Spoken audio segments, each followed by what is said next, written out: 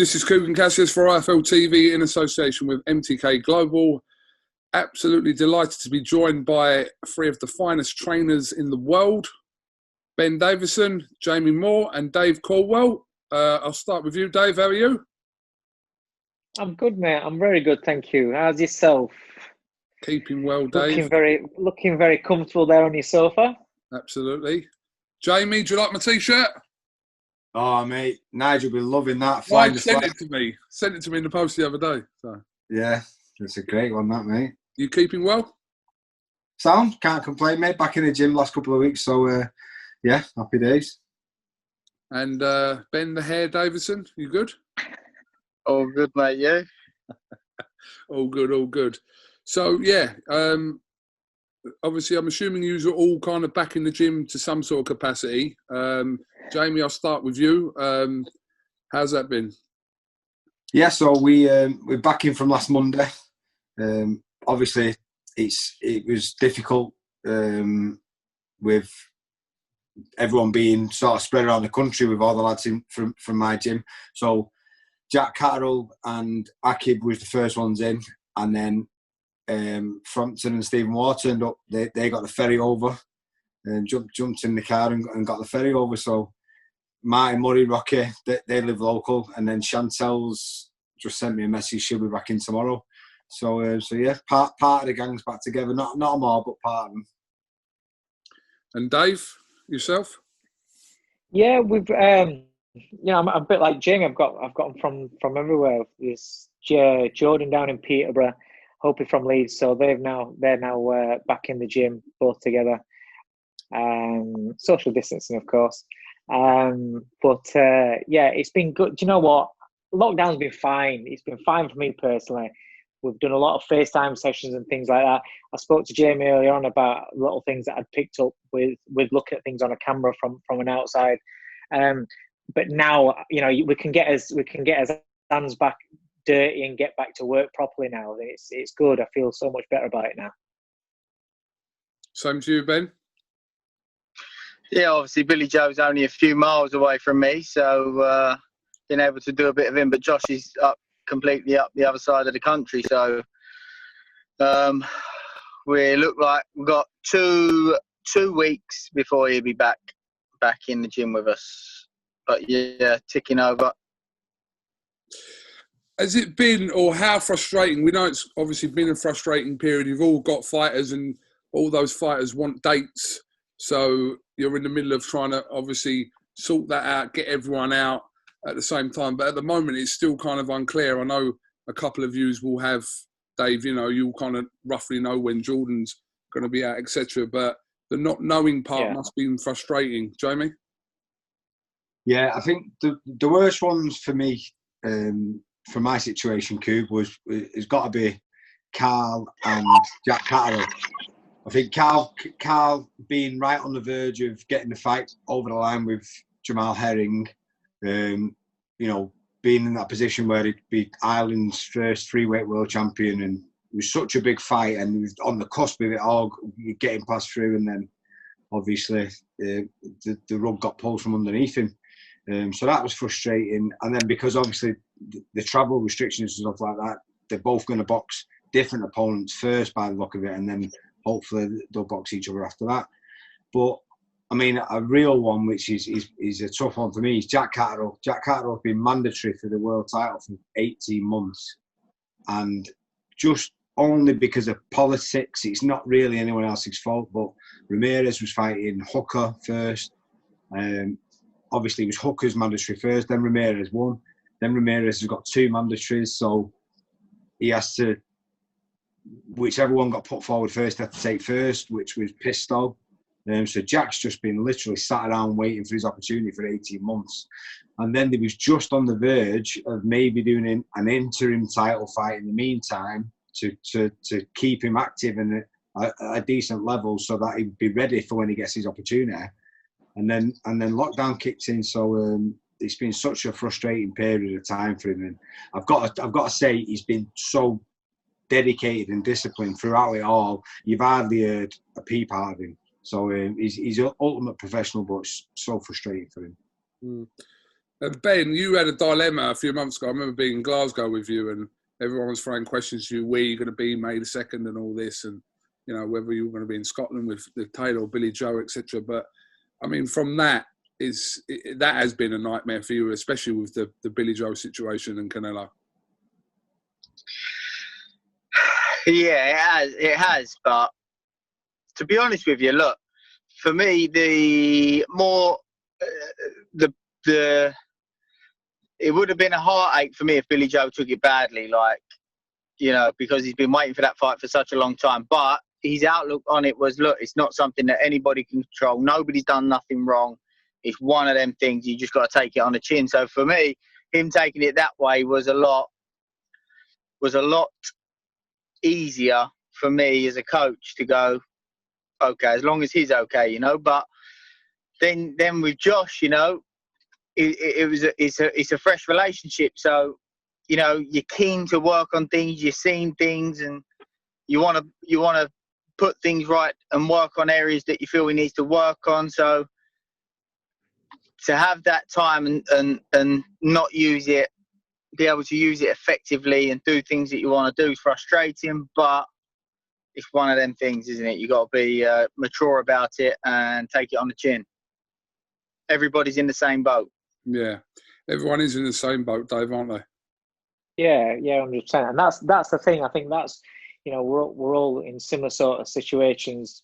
Trainers, fighters up and around the country, around the world, they're all got the same thing. You know, it's like Jamie's saying about Jack. I felt sorry for Jordan, because Jordan's had a pretty rough, hard 18 months, but he stayed, you know, mentally stayed on it. He's been ill.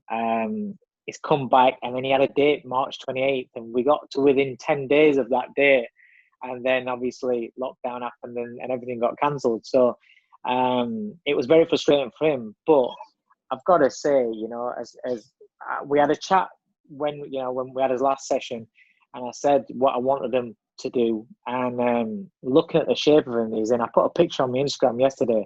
He's in phenomenal shape. He's worked so hard, and the main thing is the food, the dedication of sticking to his diet and not going crazy and not getting down and gloomy about it. Just taking it for what it is and working hard. And you're looking at the shape he is. He's come back in the gym. He's ready to spar now. So, you know, he's flying. So I'm really proud of the kid, how he's handled that. I mean, I'll open this up to all of you. Have you all been told, you know, when boxing does return, how it's going to work, as in regards to corners, like who you can have in there, how many people you can have in there if these shows happen behind closed doors? Are you aware of all this? I think from what I can gather, and this only got spoke about early on when there was talk about it coming back slowly, so I don't know the ins and outs of it. That's the honest answer to the question. But from what I can gather is they were saying that you might have to go into a hotel and isolate yourself for 2 weeks.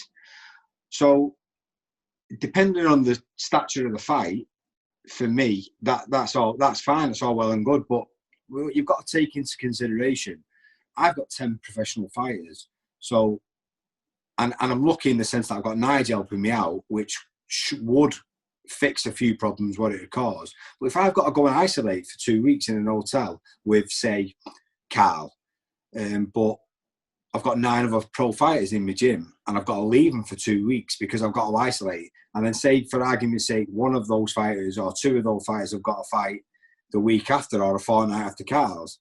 How's that going to work? You know, and plus, Kerry Kays helps us doing the cuts.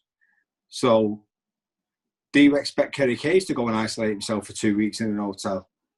You know, it's not his livelihood. He does it as a hobby. He loves what he does, but I can't see him leaving his lovely wife Jan for 2 weeks to come and do some cuts, especially if it's a 4-rounder. Do you know what I mean? So there's definitely stuff what needs putting in place first before, you know, problems what need sort of coming around before they can move forward. It is unclear at the moment. Like I said, I suppose if you've got fighters on shows coming up, you want to know what the situation is regarding that as soon as possible, Dave. Yeah, I mean, just touching on what Jamie was saying, what I was understood was we would go in, I think, on the Monday or the Tuesday. You go in Monday, I think it is. You go in you get tested.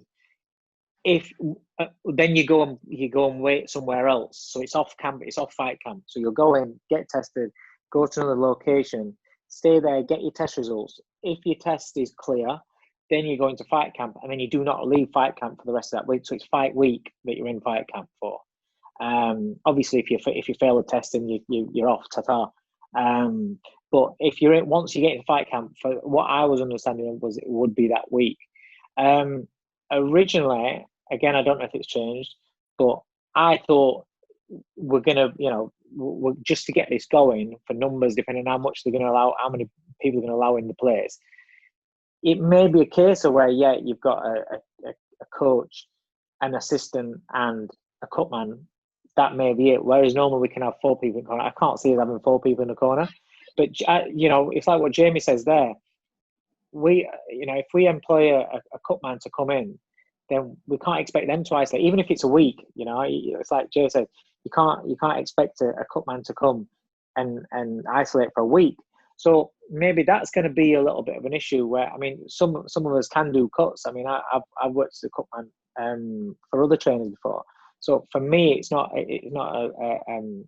be all and end all. But I don't like doing cuts when it's an important fight. I don't mind it when it's a 4 or a 6 round. I'm not saying no fight, every fight's not important, but when it's a 4 or a 6, like we do with prospects against somebody that you expect to win, and it's a journeyman, you don't mind doing cuts. But when it's a real fight, a major fight, and Jordan's is going to be a real fight, I want to just focus on my job as the coach, not really looking at the same time, seeing if there's a little nick or, I don't want to be looking at that as well. I would prefer somebody else to be doing all that. And then when he comes back to corner, I just focus on what I need to do to get him out rather than doing that. I've done it in the past, and if it comes to it, then I'd have to do it, then fair enough. But yeah, like Jamie says, trying to get cutmen to come in and then quarantine for a week, that's going to be a little bit of a stumbling block. And to be fair, that's not something I've thought about. I'm thinking about, because I've got, the way it's looking is I've got Jordan and Hope going to be on one of these 4 shows. Jordan's scheduled for the first, then Hope was scheduled for the second. But then I've got the whole, what do I do? How am I managing that last week of training, the last week of sparring for Hope, because he's following in a week later. So I've got to see how we work it. Hope is probably going to perhaps come in, if he's on the second show, probably come into fight camp with me, and he'll have to be there around fight camp. So he'll have to basically quarantine for 2 weeks, 1 week for Jordan's week, and then his for his next week. That's if they let him in. That's the thing. So that's if they allow him in. So there is stuff that needs sorting out, and maybe something what they might do is say one trainer. You can come in with your trainer, and the boxing board of control will provide cutsmen and a house second. Maybe that's like a house cutsman, like 2 house cutsmen, sort of thing. Shows. Mate, that might. But then again, if it's a house cutsman, that they've still got to be quarantined. So maybe the promoter then would employ a couple of cutsmen to come in, but then fighters' careers are on the line, and you're talking about maybe putting trust into a cutsman. Cutsman can save a fight. Look at Mick Williams; he saved Ricky Hatton's career a few times. If you got a fighter who cuts up easily, and you've got so much trust in a certain cutsman, you're going to want to use your own. So there's loads of issues what need ironing out first. Ben, any opinions on this? Yeah, that's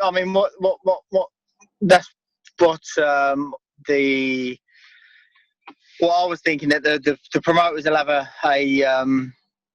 2 house cutsman that everybody will use. And I suppose if it's a big fight and your fighter's earning enough, then I don't know, you'll have to agree something with the cutsman, I suppose, probably to quarantine for the week if it's a big fight. And like you say, cutsmen can be important because they can make or break a fight sometimes. So there's lots of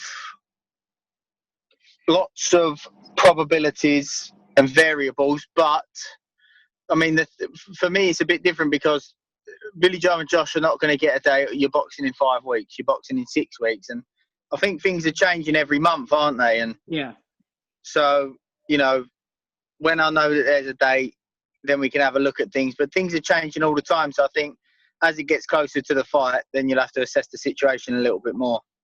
Yeah, I mean, even Matchroom's first date of the 25th of July is still 4 or 5 weeks away.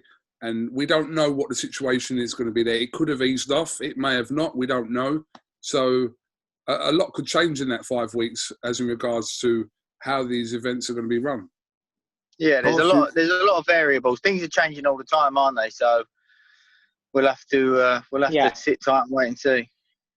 What you might see as well is if we get a second spike, for instance, and which is not out of the question, then you're going to look at someone who fighters are going to be coming into camp, coming away from the families for maybe 2, 3, 4 weeks, and then the shows might get scrapped and we all go back into lockdown. There's so many unanswerable questions at the minute, so I think we've just got to play it by ear, really. Yeah, there is. I mean, the thing that we've all got to just get our heads around it. It's not going to be ideal. It's never ideal from the start with boxing behind closed doors with no fans. It's not going to be ideal because we've got a quarantine. It's not going to be ideal because of Cutsman. It's just not because of the situation. But your other option is not to fight. You don't have to take the fight. Your fighter don't have to take the fight. If it's going to be too difficult, then don't do it. But there's an option here, and for our camp and for Jordan and Ope, they both said whatever it takes, they want to fight. Whatever if the show's on, whatever it takes on our side, and from our point of view, we will make fit and we will make happen to take the fight and for the fight for the careers to get moving again. But that's an individual choice, and that's some fighters don't want to fight behind closed doors. Some, as we're discussing here about Cutsman and coaches, some might not want to do it as going in quarantine for a week or however long it's going to be. But the option's there. I'm thankful that the option's there, and we've got we can see a light at the end of the tunnel. And for the fighters, at least they get to see, even the fighters that aren't on these shows, they're getting to see there's a light at the end of the tunnel. There's other promoters that are talking about doing shows behind closed doors now and stuff.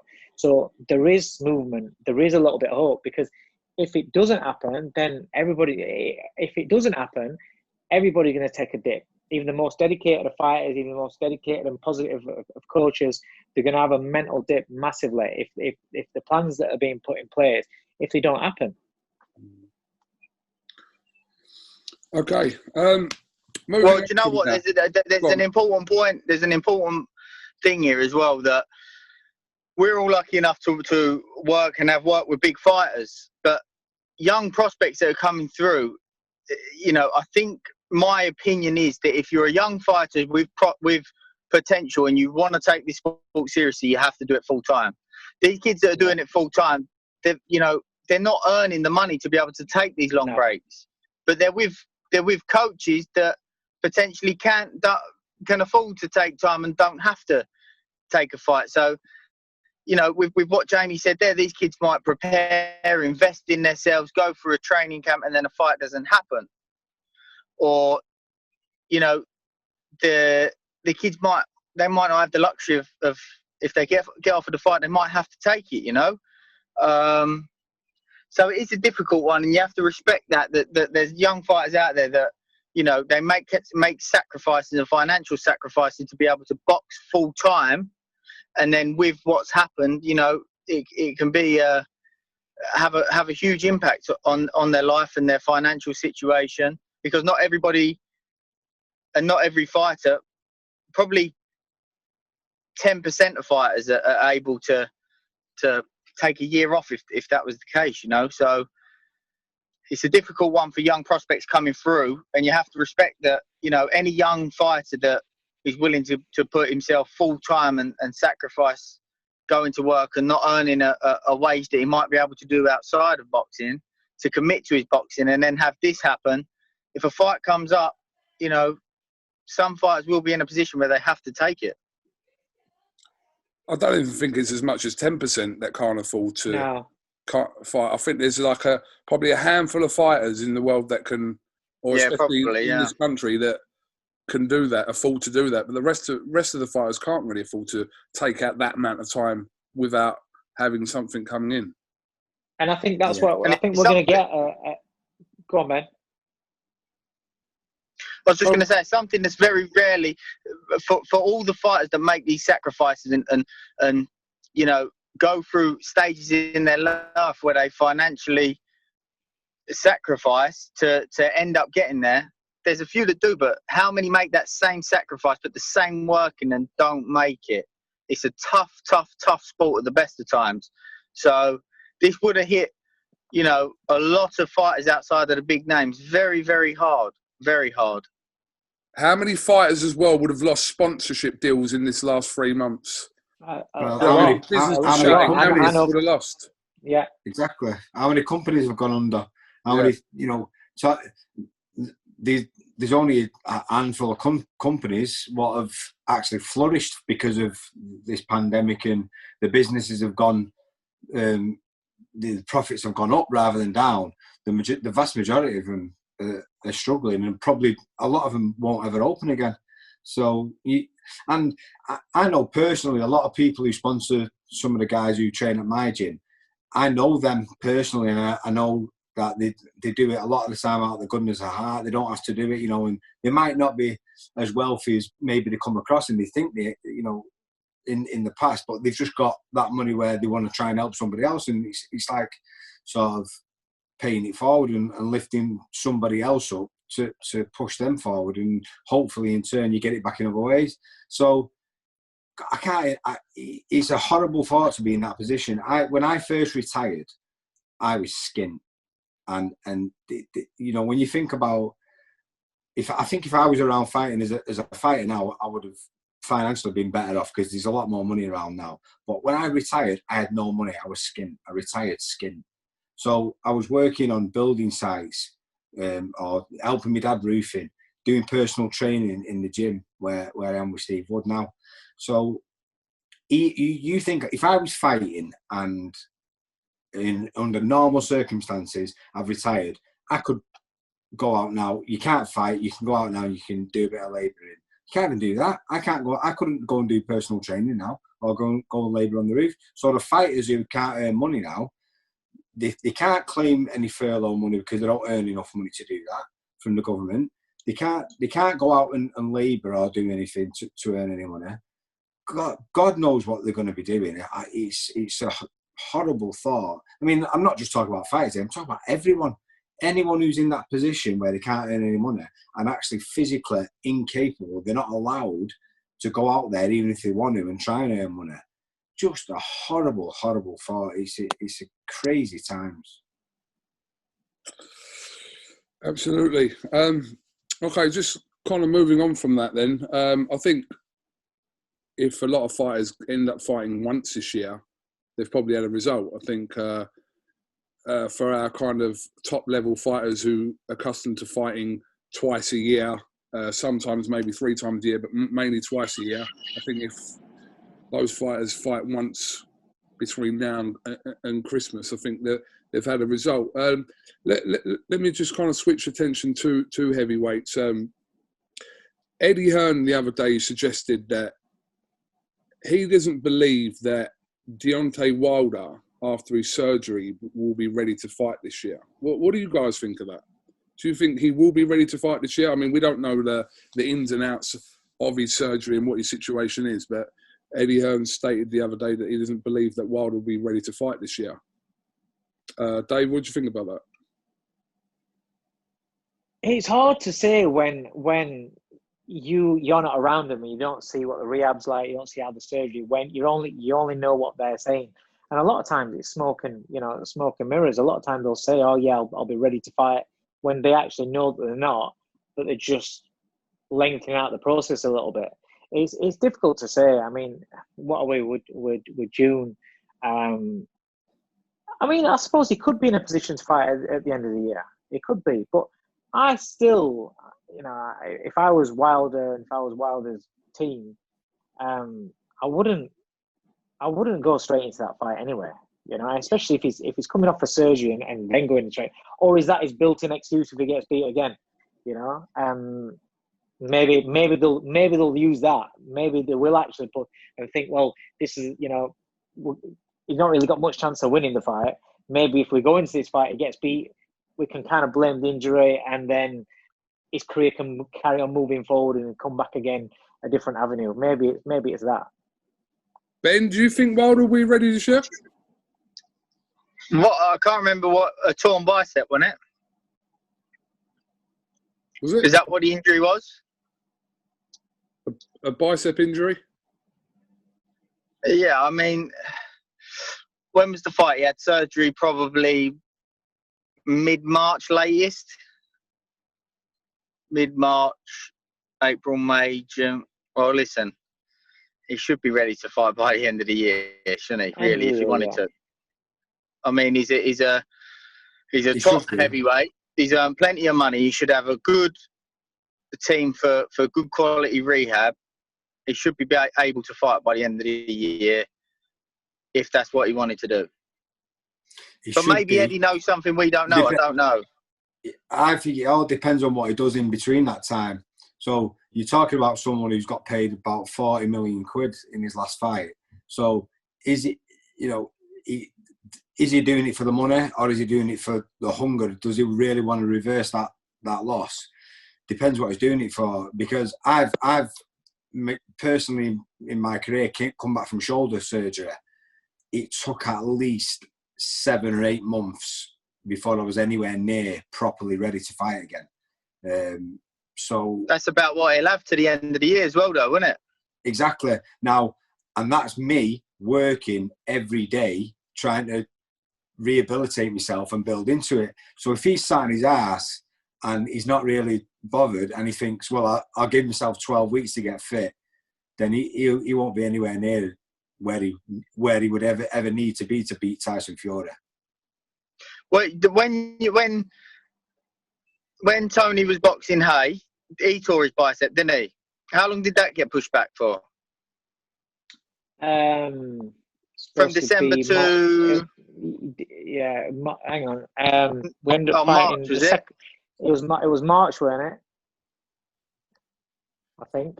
I can't remember. I think the fight was supposed to be December, wasn't it? And it got pushed back to March, was it? For May. No, it was May. The second fight was in May. Yeah, the first fight was in March to May. So it got March to May. Sorry, December when it was supposed to be done, and then it got pushed back to May. What's that, January? But that was to give him extra. That was to give him extra time. Yeah. But we had the option. They did say to us they would be ready for before that, but we said no. We don't want we don't want it to reoccur. Let him have more time, so we put it back. So we give him extra time. But they were saying they would have been ready. I think they would have been ready for March, to be honest. But we pushed it back further. But also, Jamie, you're saying about when you had that shoulder injury, but you're alluring to with Wilder, like Ben was saying, the team that he's got and the rehab that they'll have, and the expense that they'll go to if they want to help you recover. When you've got more money and you've got things to to be able to afford for rehab, you do recover quicker. So like I said, I think if it's the end of the year, then I think he'll be able to box again. Whether or not they choose to, then I don't know. But like I said, I think that maybe that I'd use that's a perfect excuse if he gets beat again. It's a perfect excuse. Hey, here's what I'd do if I was Wilder, because I don't think he'll ever beat Tyson Fury. No. Because he landed probably the best punch he could ever do in the 12th round, and he still got up. I would take $20 million and say, you and Anthony Joshua go and crack on and fight, and then I'll fight the winner. That way, he's got more time to get over this biceps injury. More importantly for me, he's got more time to get over psychologically the first fight. The second fight, sorry. But who's going to pay? Who's going to pay that 20 million? That's the issue. Everyone's counting themselves out of paying that money, aren't they? Yeah, but you're right. But there's a lot of people, especially people with a hell of a lot of money in the Middle East, who want to put the fight on. Maybe someone who really wants to see Anthony Joshua versus Tyson Fury. I'm sure it'd be pocket change for someone over there, eh? Yeah, but the fighters will probably look at it and say, well, that 20 mil should be going to us. Why are we going to pay him? And then Pulev needs paying to to step aside as well. So yeah. Listen, there's loads of obstacles what could get in the way, but there's enough money in the pot to find a way around it, I feel, and I don't want, when the fight's that close to be, or it potentially could go forward. I'm one of them where I'd rather not have any risks to it going forward. I'd rather see it happen first. If it costs a bit more money, then let's do that, because there's going to be so much money generated from that fight. It's the biggest fight in my book. It's the biggest fight what will ever happen in heavyweight boxing. Hopefully, I think we've all accepted we're not going to see that fight this year. I think there was obviously a lot of boredom talk about this as in regard to the fight happening this year, but I think we've all accepted it's never going to happen this year. So they're talking about the fight potentially happening twice next year. If we get it once, we've had a touch. If we do get it again, depending, then we've had it off. But let me ask you, I want to ask you three about, to compare the transitions both fighters made in between their fights. So Fury between both Wilder fights, considering he had 2 fights in between there. Obviously, Ben, you were involved in that. And Joshua, his transition from the 2 Ruiz's fights with no fights. How do you compare those? Because they both seem like they had made changes and a transition in that period. Dave? Yeah, I think, I think both fighters just, showed a completely different side to themselves for both them fights. Anthony Joshua, for me, he's been a fighter that people always said he can't box. He's very robotic, very stiff. And then, he went away and he worked really hard, and you saw he boxed in a fluid motion. He was relaxed. He boxed really, and it was to work on something new behind closed doors and to it in the gym is one thing. I mean, that to get that consistent in sparring is one thing, but then to go in under that pressure that he had, and it was real pressure that he had, and then to pull it off on fight night I thought was fantastic. I thought it was a brilliant boxing performance from somebody that we'd never expected that whatsoever. Nobody could expect that Joshua could box like that, and he kept it up. Usually we talk about him. He gasses, he's tight, he's tense, he's very stiff shouldered. There was none of that. He was relaxed, and he had a couple of little sticky moments when he wanted to do a little bit more, and he didn't have to. But I thought the change in him was fantastic, and he's only going to get better at that because he can have another camp to work on it, another camp and so on. And so you become more comfortable. You start adding little things. You become more relaxed, and it's not as tense a situation.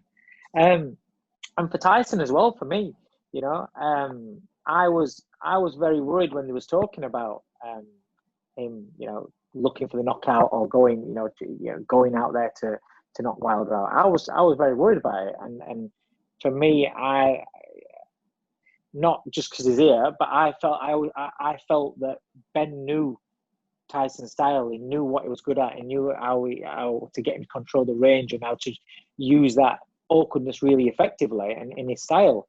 And I thought there's no need to change that. You would probably do a better job in the second fight, but kind of like what you were doing in the first. But he completely changed. He put him on the back foot. He's the thing that Tyson's got over probably every heavyweight out there is that his judgment of timing and distance. His judgment of distance and the control of range of him is fantastic. He's proved it can do it on the back foot when he's awkward and he's tall and he's awkward. He uses his limbs and his fluidity. But then now he's proved he can do it going forwards and hold that distance. And the one thing I'll say is to do that against a guy that's a lot shorter than you is, I'm not saying it's easy, but it's easier to do than a guy that's tall as well. And Wilder's a tall man himself. And I know Fury's got the height and reach on him by a couple of inches, but he's still a big man. He's still a tall, rangy guy. And he went in there, again, doing something completely new and bossed it. And I think that the change in both fighters shows that the fighters that are still improving, and that's what makes the future for them exciting, because they're not. it's not like you're talking about heavyweights that have reached the pinnacle, and that's where that it's about keeping them fit, going into camp each time, and just keeping them fit. They're still improving, and that's what's exciting about it, and that's what makes it exciting when them two fight themselves. Jamie?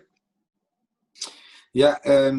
Well, first of all, I was amazed by Tyson's performance in the second fight for the sole reason, every time they said, we're going to put it on him, we're going to get him on the back foot, and we're going to push him back, I went, not a chance. Listen, I said, Tyson Fury's been fighting all his life, and Tyson's so good because he's the master at making you not allowing you to do what you do good. So, and the old saying, if it's not broke, don't fix it. So why would he go and do anything different when he got the first fight so well? So I'd have put my house on it. I would have put my house on it that I want to put him on the back foot, and I'd be living in a tent now.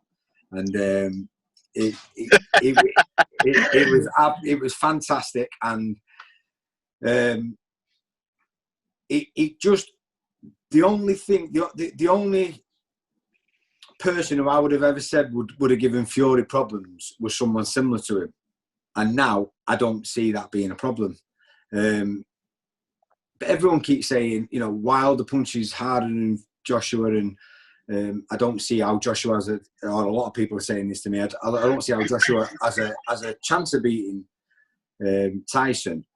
I don't see it like that. I think Anthony Joshua, before the first Ruiz fight, he was the same as what I've just said there about Tyson. If he's not broke, don't fix it. He's going in there, he's knocking everyone out, he's looking good doing it, he's selling thousands of tickets every time he fights. And he probably got too comfortable. He probably mentally went switched off and thought, I don't need to fix anything. And the Ruiz fight was a big wake-up call for him. And when you think about how long Anthony Joshua's been boxing, in terms of time, it's not long at all. So for him to go away and work on his trade and his ring generalship and his footwork, and for him to make so many big changes in one training camp, to me, suggests that he's really got a real good natural boxing brain. He's still developing, and so that's what for me makes the Fury v Joshua fight so intriguing. Is you don't know how much he's going to improve. I don't think Tyson needs to improve I don't think you'd have to say, well, Tyson's got to step his game up if he's going to beat AJ at this moment in time. I don't believe that, because I think going off both their best performances, I think for me, Fury beats AJ. But I'm not sure how much more improvement AJ's got, and I feel like he's got a lot of growth. So, and now it's been brought to his attention because of the first Ruiz fight that he does need to add those strings to his bows if he's going to, beat top level fighters. So it's just a great fight. Ben, you want to weigh in with this? Yeah, I mean, with Joshua, for me, it always seemed like I was always very negative to Joshua, but I wasn't. But what I saw was that he was very one-dimensional. I would describe I'd say, previous style, a bit like two men with each with a gun firing shots, whoever landed first, because big heavyweights that are exchanging in that manner, it's who lands first, because they can all hurt each other. And his punch pattern was always left, right, left, right, left, right, very predictable. And I think, someone with a bit of smarts, or somebody that could get off first, could beat him to the punch. And I felt like he was vulnerable. But going from the first fight with Ruiz, the reason he'd go jab, right hand, left hook, right uppercut, left hook, every time. And from that to the second fight, and the thing was, where you have to give credit, is it was from one fight. And the amount of pressure, like Dave said, that was on his shoulders going into that fight to make those drastic changes in one camp, and to be able to look and go, okay, I need to completely change what I'm doing. that takes tremendous balls, self-awareness, so many traits. And the difference for me from the first fight to the second fight was obviously his mobility, his say non-punching activity. He was a lot higher, a lot smarter with what he did. And people talk about boxing in a rhythm, but it doesn't matter if you box in the same rhythm over and over and over, even if the rhythm looks fantastic. But if it's the same rhythm all the time, it becomes predictable. And that's what he was doing before. But he was able to change his rhythm, be able to punch and move, which is something that we'd never seen him do before. And he's really shown another side to his game, which is something that you have to have at top level. If any top level fighter is one-dimensional, he's going to get found out against top level fighters. I don't care who you are. And that's something going on to Tyson that Tyson has. From the very early part of his career, you know, he was a big man, boxing is a big man, used to box in a full guard, walking people down and being a 6'9" monster of inside fightingness, as he would put it. But, you know, throughout his career, he worked with so many different coaches from amateurs all the way through to now. He's always been so variable, so versatile. And I remember at the very beginning, when we'd start training, I'd say to him, throw this combination. And I'd say to him, throw this combination moving backwards. Throw this combination moving forwards. Throw this combination as a southpaw. Throw this combination moving forwards as a southpaw. Throw this combination moving back as a southpaw. He could do the lot. Whatever you asked him to do, he could do it. And then I'd put him into sparring and trying to find where his weaknesses were. I'd put limits on. Okay, you must stay at this distance. Okay, you're only allowed this hand. Okay, you're only allowed to counter. Okay, you're only allowed to counter with this shot. Or, you know, put limits on, trying to find where his limits were. And he could do everything. He could do everything. But he was known for me, in the first fight, he didn't go into that first fight with momentum at all. He coming off a 10-stone weight loss and 2 comeback fights, sparring sessions, tick-overs that were all part of the process, but he was still losing weight going into the first fight. Wilder was coming in with, you know, 40 knockouts and fantastic momentum. So Tyson had to get off to a good start. He also had to be able to let Wilder know, I'm a big man too, and a big man who can punch. And in the end of that first round, Tyson was able to do that and gain some respect.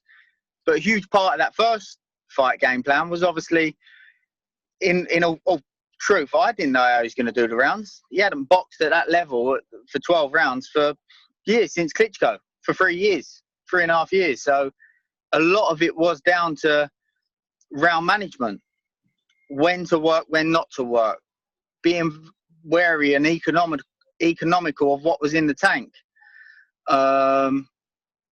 Then obviously he went into the Tom Schwartz fight, a fantastic fight. Then he went into the Otto Wallin fight. And for me, I'd feel like he went, come back, Wilder fight was on the up, Schwartz, he hit the up, Wallin, his body needed a rest, and he'd gone over the hill and needed a break. And I could see that all through the training camp. And after that, he had, you know, what did he box? He boxed in September. He had October, November, and December off, and went into training camp at the very, very late part of December, right at the end after Christmas. And that rest was invaluable physically, which showed where he put his weight on, because he wasn't meant to come in that light against Otto Wallin.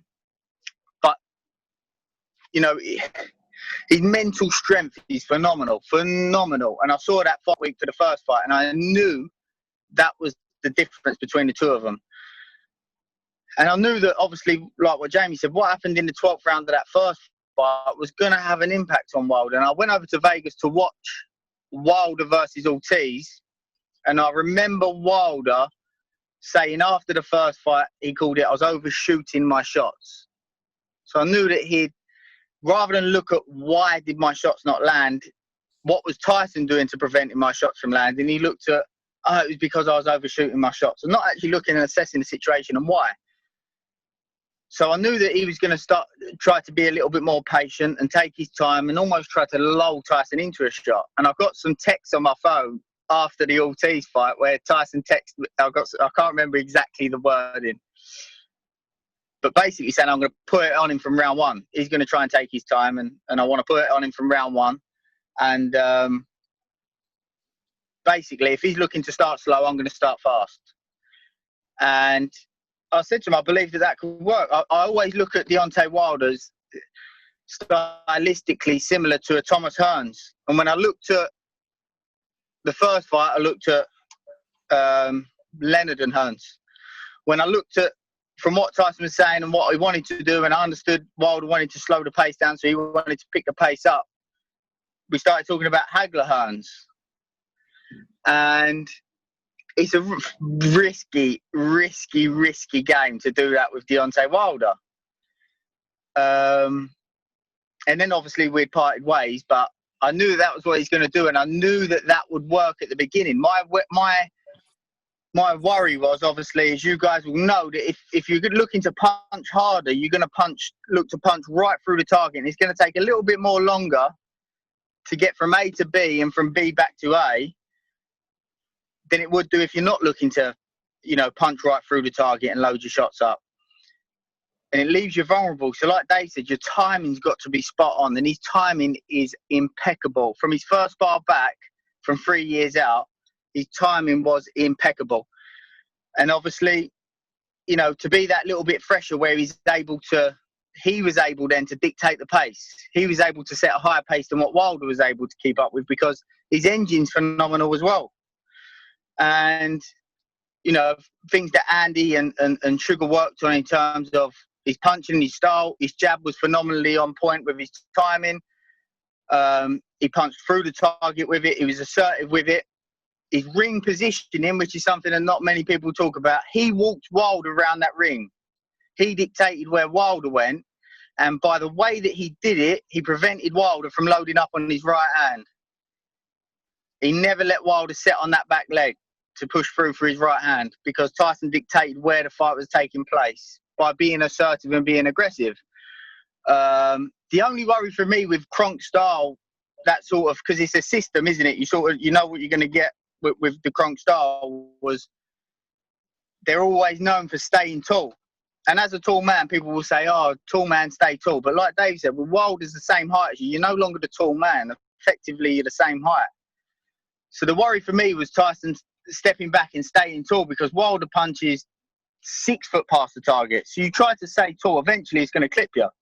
And in that first round, he got clipped with a shot, Tyson, which he said hurt him. And I think the same happened in the second, but he's that smart and able to adapt. After he recognised very quickly within round 2, he started going underneath the shot, which then gave him an entry into Wilder. And he started manhandling Wilder, because he can outbox him at distance and he can outfight him in mid to short range. He's strong as a bull. He's got an engine that's phenomenal. He's mentally so tough and so strong. He can box orthodox. He can box southpaw. The reality is the only way to beat him is with a lucky shot. Well, what did Brendan Ingalls say? You got to nail the fucker to the canvas. And listen, he showed that when he in the first fight, didn't he? He is able to do everything. How does Anthony Joshua approach the first 4 rounds of this fight, in your opinion, Jamie? The Fury fight? Yeah. If he fights Tyson Fury, how does he approach the first 4 rounds? So, if Tyson Fury could very well try and approach the fight in the way what he did the second Wilder fight, he might try and push him onto the back foot. If I'm looking after AJ, I'd be saying work the body. Try and get his respect. Whether Tyson took those risks with Wilder because of his experiences from the first fight and he felt like he could do that, I don't think he'd have took those risks straight away in the first fight. I think because he had past experience with it, he was more comfortable with doing it in the second fight. So I think he'd have more of a scouting mission with AJ early on. If I'm AJ, I'm telling him to work the body. I'm telling him to not be on the end of the shots, try and get a rhythm going, and be aiming downstairs 60, 70% of the time. Try and take gas out of the tanks. I know Ben's saying he's got a great engine, I'm sure he has. And this is why he's so difficult to beat, because he's unbelievably athletic for such a big guy. His range and his distance and timing is so good. So, you know, you're not going to lay out, I'm not going to be able to sit here and lay out the master plan to beat Tyson Fury, because I don't think there's an absolute perfect way. I think there's got to be some element of getting someone at the right time. You know, I think, for instance, Wilder's best chance was the first fight against him, because, as Ben said, he got him on his way back, coming back from, you know, a 10-stone weight loss, and maybe his timing and his confidence in his own fitness and stuff maybe wasn't there. But what my point about AJ not being totally out of the question in winning a fight is more to do with AJ's room for improvement, rather than, we know how good Tyson Fury is, and I'm saying, you know, he's virtually nobody around at this moment in time, I don't feel, to beat him. But if anyone's going to be able to do it, AJ's got growth. I feel like he's got a lot. He's still got time on his side. He's still developing and learning.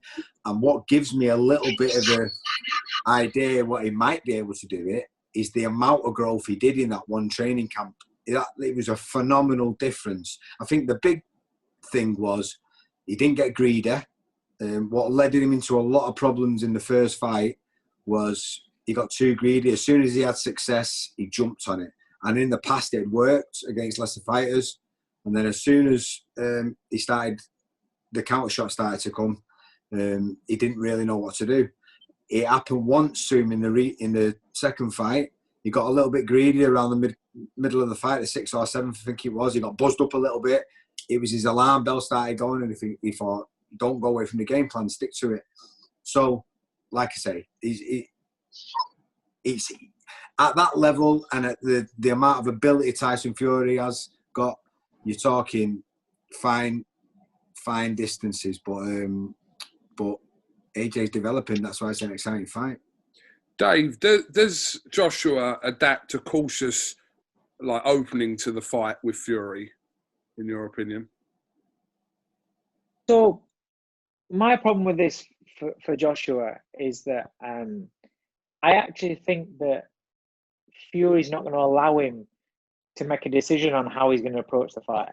I think Fury's going to basically look to maneuver him around the ring, burn up a lot of energy, and because he knows every single inch of that ring. AJ is still learning, and he's still learning. It's like, you know, his last fight, he showed that he's learning about ring generalship. He's learning about using the ring to pinch rest, to keep people out of range.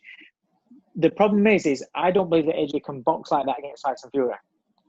For the simple, and I know he's still got growth, and I know he's still going to develop as a better fighter. But what's Tyson? 6'9", about 6'9" long. That is entirely different to boxing like that against a guy that literally comes down there on you. It's entirely different, and the amount of energy that you're using against a guy that's there, you can dictate with your left hand. Fury's left hand, or if he wants to switch southpaw for a fight, he could do it with southpaw. But Fury's left hand will dictate and will position AJ. That's how I feel, and I feel that if Joshua's if he tries to box him, then he's going to be kept off balance by Fury's positioning his feet, by his left hand, his lead work, and he'll maneuver him around the ring and keep him off balance. So he's not going to be able to get his power shots off, and it'll get to a point where the strength and power of AJ will start diminishing.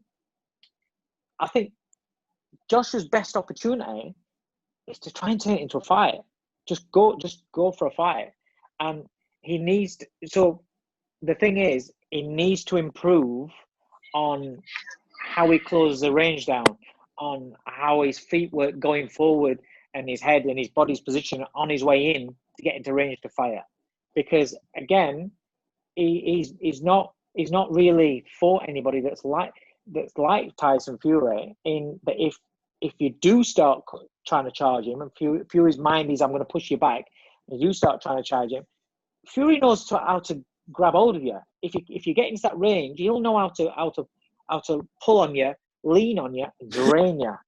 Now, you're not telling me that somebody that's got the muscle mass of Joshua, when you lean on him and start being physical with him, he's not going to start gassing a little bit. I'm not saying that he hasn't got he's got a better engine than what we thought. We showed that in the Ruiz fight. But again, like I'm saying, it's different aspects, physical aspects that he's having to cope with. He's coping with the guy that's down there. He can see everything that's happening. You can see it. As long as he positions his feet right and his lead right, you can see everything that's happening. He's in with a man that's going to be taller, longer than him. Has got fantastic ring generalship. So I don't believe that Anthony Joshua can outbox him. I think if it becomes a firefight, if he can turn it into a firefight, and he aims here, and he nails him, and then he comes over the top, if he catches Tyson Fury, I think both men are capable of knocking the other one out, because I've seen Fury get buzzed before. I've seen, Steve Cunningham put Fury on. I know, yes, he's got up and he's done what he's done, but he's been put down before. He's been hurt before. So forget about Wilder. Wilder, we saw what happened in the 12th round, but he can go over it. He can get hurt. But the problem is that when he does get hurt, he's that knowledgeable in the ring and he's that relaxed in the ring that he knows how to manage it. He knows how to, he recovers quickly, obviously, but he knows how to manage it and he knows how to get through those moments. Whereas I feel that if Joshua gets caught, then it takes him it takes a bit more punishment before he gets through that period of the bell goes or whatever. It takes a lot more punishment. He's not as cute yet. And being in against somebody that's as tall and as big as that. And also, do you know what's a big part of this? Is sparring. Who do you get for sparring Tyson Fury? Because you can have people that are slick, can go southpaw, can all this sort of stuff, but they're around this sort of height. And to try and get that somebody that's 6'8", 6'9", that's as mobile as Fury and as fast as Fury, and that's got as much knowledge as that in the ring, that's going to be very, very hard to prepare for. It's hard just preparing for a big man anyway, that sort of size. Because these days, the heavyweight division, the guys that are that big are kind of slow or not very good. They're just big, so you bring them in because they've got the size. But then you're going to use the cruiserweights for the speed, the long arm. There's a few guys out there that are 6'5" cruiserweights, that long arm and fast, but they haven't got that physical strength to wrestle with and in those moments in clinches, and it's very hard to prepare for Tyson Fury. And I think Fury will find sparring partners that can mimic AJ a lot easier than what AJ will get for Fury. And I think when the bell goes, I think that'll mentally, I think the most relaxed man that will be in the ring is Fury. And I just think the fight's all about who can control the distance and who gets the range right. And right now, for me, from what I've seen so far in both man's careers, because that's all we can go on, I agree, AJ's still got a lot of growth in him. I just feel that right now is that tips it in Fury's favour for me. Ben, do you think that AJ approaches this fight offensively from the off? Well, like we was talking about, we all shed a part on it about the versatility that both men have shown. So you can prepare for one thing, you can prepare for two things. Anything can happen in that boxing ring. Anything can happen. So preparation's fantastic, and you want to cover as many areas and as much percentage as possible, as close to 100% as possible. That's the goal of a training camp. But when you get in there, they might have planned on something that you didn't think they was going to do. For example, Tyson versus Wilder. I just think that both guys will have to take a look in those first two rounds. And what we're missing here is the build-up. The build-up could play a key part in how this fight goes. No one's going to want to back down an inch. They both believe that they're the man. Do they both come out and try to be assertive? Who then takes the first step back? You see, what I was thinking as well, Ben, is talking about adaptability and being versatile. It's not just about who can do what per fight. it's about who can do what in a split second, and who can change in 2 or 3 or 5 seconds within a fight. Depending what's happening in that round. And for me, Tyson Fury, not just in this fight, but in the heavyweight division, is far and beyond anybody else at doing that in a specific moment. He can be on the front foot, get clipped with a shot, and then all of a sudden he's gone back to the Tyson Fury in the first Wilder fight where he's boxing off the back foot. Whereas AJ was brilliant at sticking to the game plan for that fight, because he rigidly stuck to his what he was told in the gym for 10 or 12 weeks, and he looks great at drilled it. Yeah, but can he change in a split second? And there is a big difference. But that's the part of, like what you're saying, there's growth there, you know, being able to smoothly transition between those styles and make those adaptations. That's an area that I'm sure he'll work on, because he won't want to scrap everything that he's done that got him to where he's got to up until the first Ruiz fight. So, you know, but I think that the build-up can play a massive part. There's going to be egos, naturally, as there is for, I think, ego's key for any boxer that wants to make it out there. And who's going to take the first step back? Who's going to make that adaptation? Like Jamie said, who can make that adaptation when that person takes a step back? Do you then chase him? Because we've now seen that Joshua can box and be mobile and punch and move. So could it be dangerous to chase him and walk into something? We know that Tyson's a masterful boxer on the back foot. We know that he can box coming forward and be aggressive and be assertive. So I think it makes for a very, very interesting opening couple of rounds. But I think that the build-up will play, or could play, should I say, a big part in the fight. Yeah, I think Ben's right. I mean, go back to Fury Klitschko, and you know what happened kind of previous in the build up to that had definitely a factor of how that fight played out. And I think with this as well, I don't think anyone's going to have pushed Joshua's buttons as much as Tyson will, because he's not really had it with his build up, does he, Joshua? And you know, Tyson's a different man now, though, to when he boxed Klitschko. A completely different man. No, but it's the same fact that he got into Klitschko's head. I think we all saw that. And I think you can't say that didn't play a part in kind of what happened in He can get into everybody's head. He can get into anybody's head. I think that's the problem. That's the problem with anybody fighting. It'll get into your head by not trying to get in your head. Why have you not done that to me? Why this, why that? That's exactly what I was going to say then. So I think when you've got history with someone, especially over the last 4 to 5 years, and people have seen what Tyson Fury does and the mental games he plays with people, and then I think sometimes they go a full 180 and go the opposite way, and they start, and then that throws you on the back foot, because you start to think, oh, what's he doing here now? He's not playing those mind games, which then in turn, because you think he's not playing mind games, playing mind games with you. So he's absolutely flips the switch sometimes. So he's not just a phenomenal fighter. He's also psychologically the master of the gamesmanship as well. So, but I think AJ will understand that. It's can he be mentally strong enough to ignore it, get involved with it, maybe play his own mind games.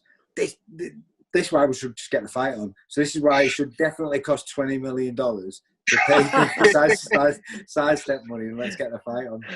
Joshua to me seems like a meticulous planner in everything that he does. He seems like a meticulous planner. That's a great asset. A little bit like great Klitschko. asset. But exactly. But if you meticulously plan, I'm going to say this, that'll bother him. I'm going to say that, because you plan to say it, then all of a sudden you don't get an opportunity to say it. Yeah. Or what you're expecting him to say, he doesn't say. All of a sudden you're not got to say it, and you're in your own head. All like we just said about the actual fight. If you know, Tyson might not have an absolute set game plan, because he'll go in there and he'll sort of ad lib, and whatever's put in front of him, he'll adapt to it. Whereas, could AJ do that? But look at Tyson for that second Wilder fight. Pretty much told everyone, apart from the round, exactly what he's going to do, and no one batted an eyelid. Do you know what I mean? But Coog, did that actually happen as it played out, or did he, in the first 10 seconds, take his opportunity, push him on the back foot with a stiff jab, and then, as the fight was going on, stick to that? Was he going to be adaptable? You just don't know. And that's what I think. I think he went in there, saw his opportunity and pushed him on the back foot. Even though we said it beforehand, I wouldn't have been... I mean, like I said to you before, I 1,000,000% expected him to dance on the back foot, and I would have sat there smug going, see, told you he won't push him on the back foot. But didn't he tell you, Ben, what he was going to do? Well, this is the thing. This is the thing. The thing was, yeah, because he spoke about with Ortiz, taking my time, and I explain it like this, yeah. If you cross a road and you cross a road where there's constant traffic flow, what are you going to do? You're going to look out for cars. But if you cross a road every day of your life and there's never any cars coming, that's probably the time you're going to get hit by a car because you don't check. So if he puts his right hand in his pocket, so to speak, and he's not bothering with his right hand, but he's hitting you with his, I'm talking about Wilder, he's hitting you with his jab, putting his jab in your face, putting it to the body, like he did when he finished Ortiz, completely ignore the right hand, eventually you're going to get hit by the car. I was sat ringside for that fight. Jesus, what a right hand that was. But the thing is this, yeah, so Tyson has said, basically, this wasn't his exact words. I've got the text. I can't remember his exact words. But basically, if he wants to start slow, I'm going to start fast. And that's basically how boxing would work. If someone wants to punch, you don't let them punch. When someone wants to fight, you don't let them fight. When someone wants to box, you don't let them box. What are you saying then, Jamie, about adapting to see how it kind of pans out? Yeah, and if Wilder had come out and gone, established dominance and let his hands go with a high punch output, he's that big of a puncher, you have to respect it. You cannot just walk through him if he's letting his hands go like that. And like I said at the beginning, Tyson Fury, for me, the reason why he's such a good fighter is because he's so good at stopping you from doing what you're good at. And that's the long and short of it. He's so adaptable, and he can change his game plan at a split second. But the biggest asset he's got for me is taking away your best asset. And he was adamant that at the right time, when Wilder wanted to slow the pace, he was going to put it on him. He was adamant. But if Wilder had come out and let his hands go, you have to respect that. You have to. You'd be forced to respect it because it's that hard, that fast, that long, and that tall. You have to. So then Tyson probably would have gone back to what he usually does, boxed a little bit, and then found the right time to do what he did and put the pressure on. But like Dave and Jamie were saying, he's able to adapt and make that adaptation in a second. So when he come out to the ring and saw Wilder start shuffling backwards, that he saw that as his opportunity. Right, I'm going to push you back and manipulate you around the ring. Okay, this has gone on longer than I thought it would, but I'm going to let you crack on with your night. Ben's sitting outside someone's house. I don't know why you just didn't go in. outside the mistress's house. He's not allowed to do these in there. The police have just turned up. Jamie Moore, Dave Caldwell, Ben. It's illegal to go in, so I'm waiting for her to come out. Of course. Practicing. Guys, thank you very much for doing this. It's been very, very insightful. I'm sure people will find it as well. So, Dave, Jamie, Ben, thank you very much for your time. And, hopefully we'll, I don't know when we're going to see each other next. Maybe at a show, who knows? Yeah. Hopefully July. Hopefully we can do this again sometime. Hopefully. I mean, I don't even know if I can get around people. Like, if I was to interview you in your garden, am I allowed to do that? 2 meters apart. I'm sure you can. If I kept 2 meters apart but come in your garden, is that allowed? I think you are, yeah, I think so. Oh, yeah, 6 people now for a barbecue now. Oh, right, that's it. No problem. Yeah? 6 people, is it? That's allegedly. Allegedly. Allegedly. Right. Guys, thank you very much and appreciate your time as always. Keep yourself safe and we'll definitely speak soon. You too. Take care, guys. See you later on. Take care. Cheers. See you later. Yeah, right.